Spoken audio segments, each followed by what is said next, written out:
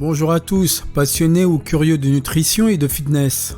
Aujourd'hui encore, je décrypte la science pour vous aider à comprendre les effets de l'alimentation sur le corps. Si le jeûne intermittent entraîne tout un tas d'effets positifs, c'est parce qu'il se passe bien des changements à l'intérieur de notre corps, quand on arrête de manger pendant un long moment. Cétose, résistance à l'insuline, hormones de croissance, autophagie, on va voir tout ça ensemble. D'un carburant à l'autre. En temps normal, le corps utilise le glucose issu de notre alimentation riche en glucides pour carburer. Mais lors d'un jeûne, nos ressources s'épuisent doucement sans être rechargées. Alors, comme le montre Swope, le taux glycémique baisse et l'homéostasie glucidique s'améliore. Qu'est-ce que c'est l'homéostasie glucidique ? Il s'agit de l'ensemble des processus qui règlent et balancent la présence de glucose dans le corps. Cette présence de glucose va impacter la sécrétion d'insuline, puisque c'est justement l'hormone qui a pour principale fonction de gérer l'absorption du glucose par les cellules de notre corps.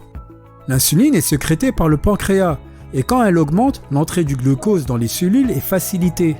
Inversement, si l'insuline baisse, il devient plus difficile pour le glucose de pénétrer dans les cellules.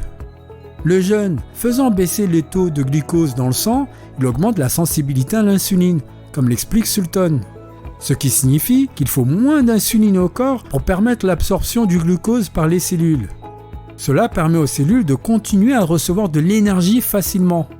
Au bout d'une douzaine d'heures, il n'y a quasiment plus de glucose dans le sang. Mais alors, comment le corps fait-il pour continuer à fonctionner ? Gershuny répond à cette question en nous expliquant le mécanisme qui donne toute sa valeur au jeûne, la cétose. Pour remplacer l'énergie issue normalement du glucose, notre organisme commence à puiser dans les acides gras stockés dans la masse graisseuse. Le corps est capable de s'en servir directement comme carburant, mais pour plus d'efficacité, il va en convertir la majeure partie en cétone. Plus exactement, c'est le foie qui va effectuer cette conversion d'acides gras en cétone. Ce tour de magie est particulièrement essentiel, car les acides gras et l'état brut ne peuvent pénétrer le cerveau, qui pourtant a besoin d'énergie lui aussi. Mais heureusement, rapidement les cétones fraîchement converties vont arriver au cerveau et pénétrer sans problème la barrière hémato-encéphalique. Le top de l'histoire ? Ils n'ont même pas besoin de passer par une étape de glycolyse, comme le ferait le glucose. Ils sont utilisés directement comme source d'énergie. Dans la tête d'un jeûneur. Je viens de vous en parler, les cétones sont particulièrement appréciés par le cerveau, car ils sont faciles d'utilisation et ne provoquent pas la perméabilité de la barrière hémato-encéphalique ou d'inflammation. Mais à part les 25% d'énergie en plus apportée par les cétones, il se passe d'autres choses dans la tête d'un jeûneur. D'abord, il y a augmentation de l'orexine A. C'est ce qu'a rapporté l'étude de Alménessier auprès de pratiquants du Ramadan. Ce que cette augmentation signifie, c'est que le cerveau, qui a conscience qu'on n'a pas mangé depuis un bon moment, se place en état d'alerte, prêt à trouver de la nourriture. Autre effet du jeûne dans notre tête, mis en évidence notamment par Mattson, l'augmentation de la production de facteurs neurotrophiques issus du cerveau. Là, comme ça, l'augmentation de BDNF ne vous enthousiasme pas outre mesure. Mais si je vous dis que cette molécule aide activement à simuler et contrôler la neurogénèse, c'est mieux ? Toujours pas. Ah oui, la neurogénèse, c'est la capacité que certaines portions de neurones ont de créer de nouveaux neurones. Des tout beaux, tout neufs. Donc, l'augmentation de production de BDNF grâce au jeûne entraîne un développement neuronal plus important et des fonctions cognitives améliorées. Si c'est pas chouette ça ?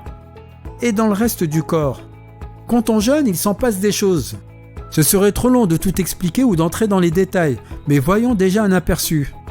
Une étude de Ho, parmi d'autres, a mis en avant le fait que le jeûne intermittent augmente le taux et la libération d'hormones de croissance. Ce grâce à la baisse du taux d'insuline et de masse graisseuse, des détracteurs de la production d'hormones GH. C'est bien beau, mais vous vous demandez ce qu'est l'hormone de croissance. C'est une hormone grâce à la synthétisation de l'IGF-1, s'occupe de nombreux processus de construction du corps humain. Par exemple, l'augmentation des fibres musculaires ou la densité osseuse. Ainsi, puisqu'en période de jeûne, le corps utilise les acides gras comme source de carburant, on perd du poids, de la graisse et même de la graisse viscérale. C'est cette graisse interne qui protège les organes, mais qui peut être très délétère en cas de trop grande quantité. Tinsley et Bounty le disent clairement. Avec moins de graisse dans le corps et plus d'hormones de croissance, quand on jeûne, la composition corporelle est largement améliorée. Forcément, ces deux paramètres permettent de rendre nos pourcentages de lipides, protéines, cholestérol et triglycérides bien plus sains. Jeûne prolongé et autophagie.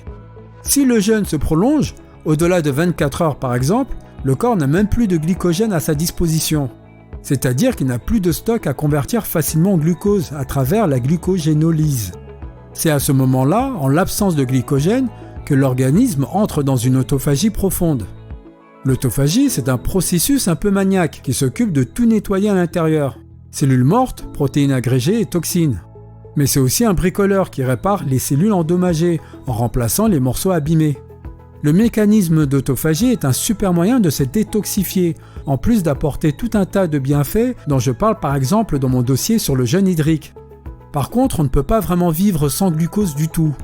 Alors si le jeûne dure si longtemps, à défaut de glycogène à disposition, le corps va synthétiser du glucose grâce à un processus appelé glucogénogénèse. Pour ce faire, il prend un peu ce qui lui tombe sous la main, lactate, pyruvate, glycérol et même acides aminés, oui ceux issus des protéines, notamment musculaires. Encore une fois, il ne s'agit là que de processus qui intervient après un long jeûne. Long ou court, tous ces processus qui surviennent quand on jeûne entraînent de nombreux effets positifs tels que la perte de poids, la diminution des risques de maladies cardiaques ou cancéreuses, la diminution de diabète 2 et des risques d'en développer, l'amélioration de la longévité, la baisse des inflammations, etc. J'espère que vous y voyez maintenant un peu plus clair sur ce qu'il se passe à l'intérieur du corps quand vous jeûnez. Si oui, n'hésitez pas à me le dire en likant la vidéo et en vous abonnant à ma chaîne pour encore plus de contenu fiable sur le fitness et la nutrition.